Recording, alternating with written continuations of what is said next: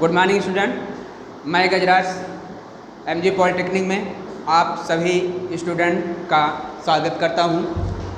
Online classes में जैसा कि आप सभी को पता है कि हम लोग कोविड-19 के दूसरी लहर में हम लोगों का जीवन काल इस समय चल रहा है, जिससे पढ़ाई जो है बाधित हो रही है। तो पिछले वीडियो में आपको मैंने लेक्चर 1 में introduction QSV quantity surveying valuation subject student हम पढ़ रहे थे। पिछले लेक्चर में आपने देखा था और उसी को हम आगे कंटिन्यू कर रहे हैं। Introduction first chapter of QSV में हमने आपको बताया था कि क्वांटिटी सर्वेइंग एंड वैल्यूएशन से आप क्या समझते हैं। तो आगे हम उसी को बढ़ाते हैं कि क्वांटिटी सर्वेइंग एंड वैल्यूएशन के पर्पज ऑफ क्या होते हैं।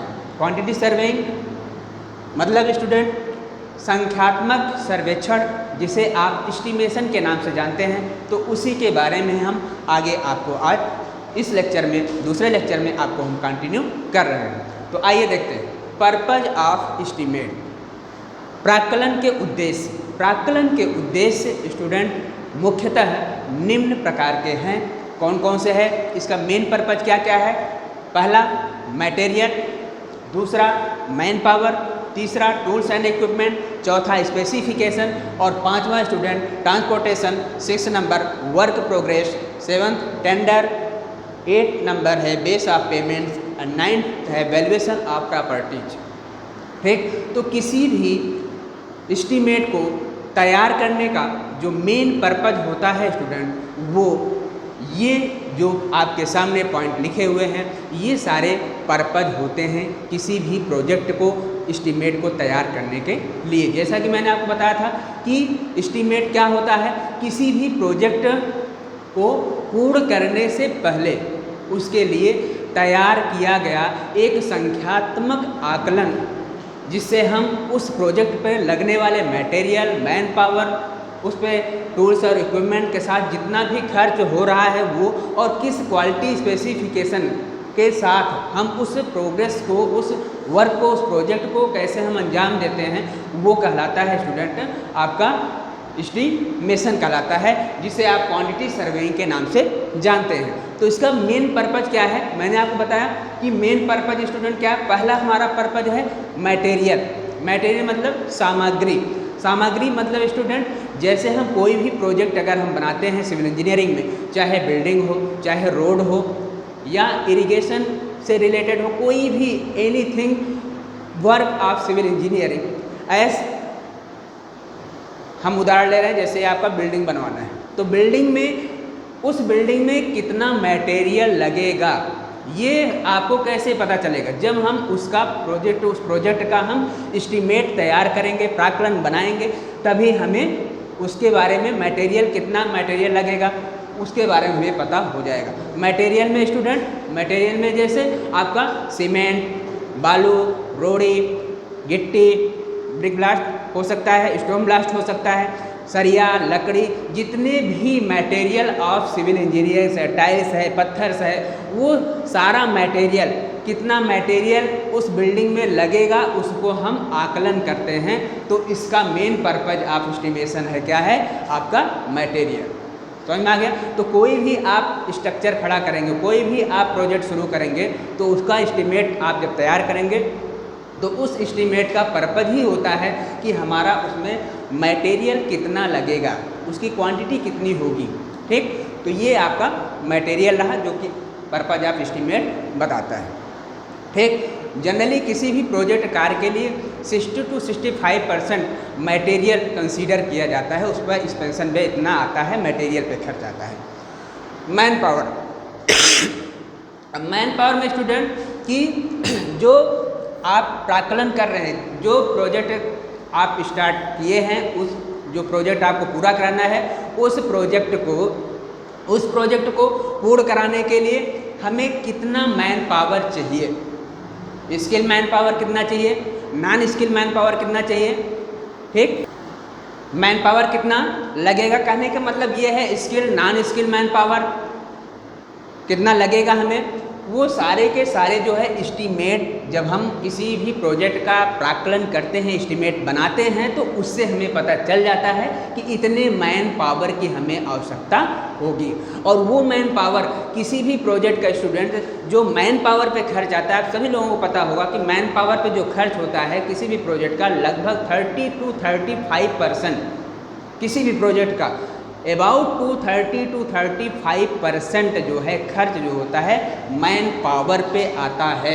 तो इसलिए प्रोजेक्ट में जो मैन पावर पे खर्च आता है स्टूडेंट, उसको अगर आप सही ढंग से आकलन नहीं करेंगे, मैन पावर को सही दिशा में काम कर रही है, नहीं मैन पावर से काम कर रहे हैं, कि मैन पावर कहीं टाइम तो वेस्ट नहीं कर रहे हैं, तो उससे क्या होगा, अगर मैन पावर टाइम वेस्ट करेगा, मैन पावर टाइम वेस्ट करेगा तो क्या होगा, वर्क प्रोग्रेस कम होगा, वर्क प्रोग्रेस कम होगा, हमारी लागत बढ़ जाएगी। ठीक, तो इस चीज़ को ध्यान रखना होगा आपको।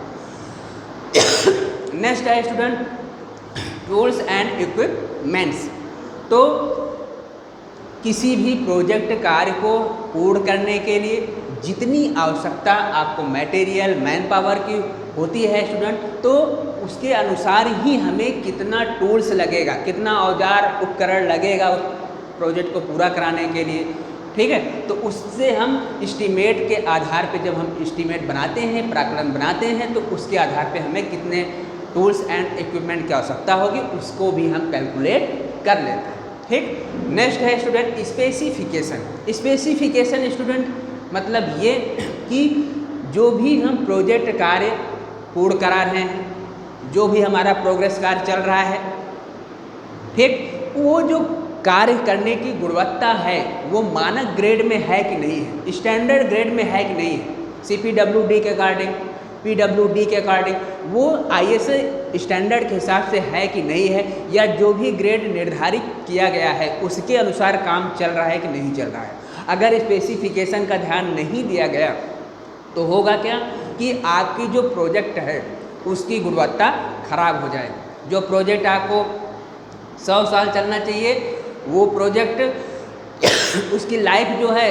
मतलब जो प्रोजेक्ट आपने तैयार किया, जो बिल्डिंग आपने बनवाया, उसकी लाइफ जो 100 साल आपने निर्धारित कर रखा है, अगर आप वहाँ पे स्पेसिफिकेशन का ध्यान नहीं देंगे तो उसकी गुणवत्ता खराब हो जाएगी। उसकी गुणवत्ता खराब होने का मतलब है स्टूडेंट, उसकी लाइफ जो है, उस बिल्डिंग की, उस स्ट्रक्चर की लाइफ जो है कम हो जाएगी, अर्थात वो घटिया क्वालिटी में चली जाएगी। तो इसके जिम्मेदार इंजीनियर होगा। तो इंजीनियर का सबसे मेन काम क्या होता है, किसी भी प्रोजेक्ट कार्य को एक निश्चित जो धनराशि है, एस्टिमेटेड जो धनराशि है, उस धनराशि में तैयार करना, विथ टाइम के साथ तैयार करना, और जो है गुणवत्ता के साथ काम करना। इंजीनियर का मेन काम क्या होता है, इंजीनियर का मेन काम ये होता है कि टाइम के साथ, कम खर्च में, और विथ हाई स्पेसिफिकेशन, मतलब उच्च क्वालिटी में, उच्च मानक ग्रेड में हमें उस कार्य को अंजाम देना ही, हमें उस प्रोजेक्ट को पूर्ण कराना ही एक इंजीनियर का काम होता है। तो इसलिए स्टूडेंट इंजीनियर क्या करेगा, स्पेसिफिकेशन पे ज़रूर ध्यान देना चाहिए। तो जो आप एस्टीमेट तैयार करते हैं उसके आधार पे हमें निकल के आता है कि स्पेसिफिकेशन पे हमें कितना ध्यान देना है। नेक्स्ट है स्टूडेंट ट्रांसपोर्टेशन।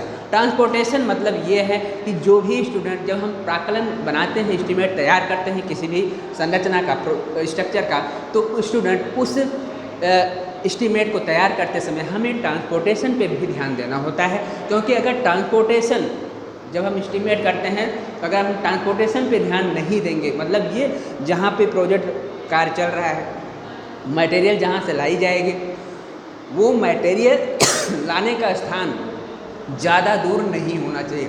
उस जहाँ पर प्रोजेक्ट कार्य चल रहा है उसके पास में ही होना चाहिए। अगर ज़्यादा दूर होगा तो ट्रांसपोर्टेशन व्यय जो है ज़्यादा उस पर खर्च आएगा। अब जब ज़्यादा खर्च आएगा तो हमारी एस्टीमेट लागत क्या हो जाएगी, बढ़ जाएगी। ठीक है, तो इसलिए ट्रांसपोर्टेशन पे हमें ध्यान देना है कि ट्रांसपोर्टेशन जो हमारा किया जा रहा है वो एस्टीमेट जहाँ प्रोजेक्ट चल रहा है उसके आसपास से ही हमारा मटेरियल शिफ्ट होना चाहिए। ठीक, next work progress. Work progress जब हम प्राक्कलन तैयार करते हैं स्टूडेंट, एस्टीमेट का मेन पर्पज़ ये भी होता है कि हम उस प्रोजेक्ट को कितने टाइम में हम तैयार कर लेंगे, कितने टाइम में कौन सा कार्य हमारा हो जाएगा। ठीक है, उसके हिसाब से हमें ये हमारा कार्य की प्रोग्रेस की रिपोर्ट हम पता कर लेते हैं। नेक्स्ट है स्टूडेंट टेंडर। एस्टीमेट के आधार पर ही हम टेंडर को हम क्या करते हैं, डेवलप करते हैं। कहने का मतलब ये है, जब हमारा एस्टीमेट हमारा बनेगा स्टूडेंट, वो कितने का एस्टीमेट बना, तो वो जो है उच्च अधिकारी अधिशासी अभियंता के पास सुपर इंजीनियर, हाई इंजीनियर जो उच्च ग्रेड में होते हैं, मतलब जो आपका एग्जीक्यूटिव इंजीनियर होते हैं, वो वहाँ पे वो पास करेंगे, अधिशासी अधिकारी उसे जो है पास करेंगे। पास करने के बाद ही जो है हमें किसको टेंडर देना है, वो वहाँ पे स्वीकृति की जाती है। ये कैसे मिलेगा, ये जब हम एस्टीमेट तैयार करते हैं उसी के आधार पे मिलता है। Next student, base of payments. ठीक, जब हम प्रोजेक्ट कार्य को हम पूरा कराते हैं स्टूडेंट, प्रोजेक्ट को हम पूरा कराएंगे तो हमने अभी बताया आपको टेंडर निकालते हैं, तो ठेकेदार क्या करता है, उस टेंडर को उसी के अनुसार जो है टेंडर से लेकर वो अपना काम को अंजाम देता है। ठीक, तो हम ठेकेदार को जो बेस ऑफ पेमेंट, जो ठेकेदार को हम पैसा हम रिलीज़ करेंगे, वो जो है किसके आधार पे करेंगे, उसके वर्क प्रोग्रेस के आधार पर, कितने टाइम में जो है काम वो अंजाम दिया गया है, किस हमारे अकॉर्डिंग, मतलब जो इंजीनियर था उसके अकॉर्डिंग काम हुआ है कि नहीं हुआ है। अगर स्पेसिफिकेशन में नहीं है तो आप जो है टेंडर मतलब ठेकेदार को क्या कर सकते हैं, पैसा रोक लेंगे। और पैसा ध्यान रखिएगा, पैसा जो है आपको एक बारगी में ही पूरा नहीं देना है, थोड़ा थोड़ा पैसा हम उसको रिलीज़ करेंगे। जब कार्य पूरा हो जाए तभी हम उसको जो है पेमेंट करते हैं। तो इसलिए एस्टीमेट में बेस ऑफ पेमेंट भी महत्वपूर्ण पर्पज में आता है। लास्ट स्टूडेंट बात करते हैं वैल्यूएशन ऑफ प्रॉपर्टी। तो किसी भी प्रॉपर्टी की, संपत्ति की जो मूल्यांकन, उसकी प्रॉपर्टी की जो मूल्य होगा उसका आकलन करने के लिए हम स्टूडेंट क्या करते हैं, एस्टीमेट ही उठाते हैं। एस्टीमेट उठाते हैं, उसके आधार पे ही हमें ये पता चल जाता है कि जो है वो जो प्रोग्रेस है उसका, जो उसमें कौन सा मटेरियल लगा है, ठीक है, और उसमें गुणवत्ता क्या है, किसके आधार पे कार्य किया गया है, तो उसी और क्षेत्र के आधार पे क्या रेट चल रहा है, उसके आधार पे ही हम क्या करते हैं, प्राक्कलन बनाते हैं। तो उसके आधार पर हम किसी भी प्रॉपर्टी का जो है आकलन, सही आकलन कर सकते हैं कि ये प्रॉपर्टी जो है इतने रुपए की हो सकती है।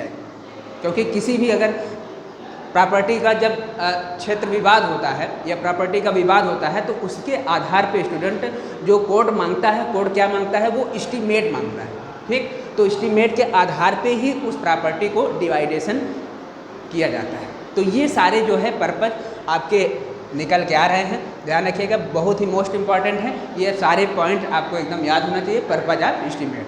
अब आगे के हम इसके आगे के टॉपिक को हम नेक्स्ट वीडियो में चर्चा करेंगे स्टूडेंट। आज का वीडियो हम यहीं पे ख़त्म करते हैं। ठीक, घर पे रहिए, सुरक्षित रहिए और सभी लोग पढ़ाई जम के करिए। Thank you.